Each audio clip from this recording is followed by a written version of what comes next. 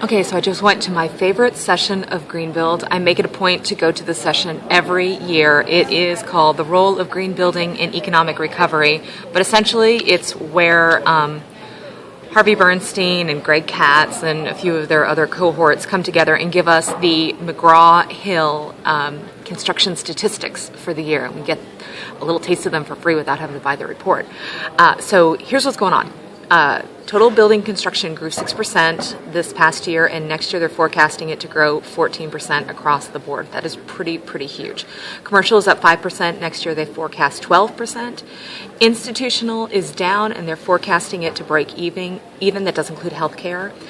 Single family starts, this is really exciting. It's up 27% this year. 27%. So all of your people in residential that are saying that it's not happening, the numbers state otherwise. They're forecasting it to only grow by about 24% next year, but that's a hell of a good thing. Green activity is obviously on the rise. Half of companies that they poll state that over 60% of their work is or will be green. Firms committed to green is on the rise globally, and firms that are committed to green say that over 60% of their work is green. In the U.S., 55% of companies fall into that category. In the United Arab Emirates, it's 74%. So I think that's really telling, something to think about. Green building passed their tipping point. In non-residential starts, there are now more green building as a percentile, so that's moving up.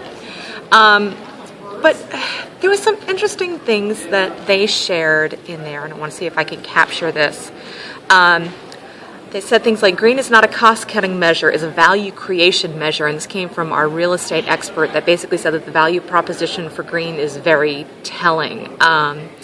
They say that it's a business enabler. It's not going to give you the immediate return on investment that day, but you are certainly going to get it over time, and it's what's being built.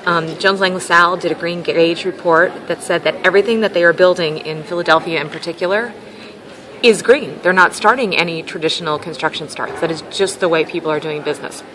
Another interesting one that I saw was about businesses. So Gensler, who is a company here in San Francisco, and I'm sure we all know them, in 2008, 19% of their business was considered green. Last year, it was 51%. Gilbane, in 2008, 22% of their construction or their work was green. This last year, 76% of their business was green.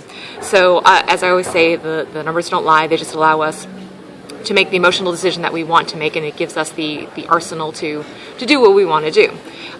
These numbers are stating that green building is not only the way to go, it's not only, it's not an innovator's market anymore. This is just becoming standard. And you're either going to get on the bus and you're going to believe it, or you're not, and you're going to be left behind. So, hopefully I'm preaching to the choir here, but if you want any of these numbers, I'll try to post them on the website. I know that they help me throughout the course of the year to really make the statistical case for the fact that green is still successful. All right, guys, see you later.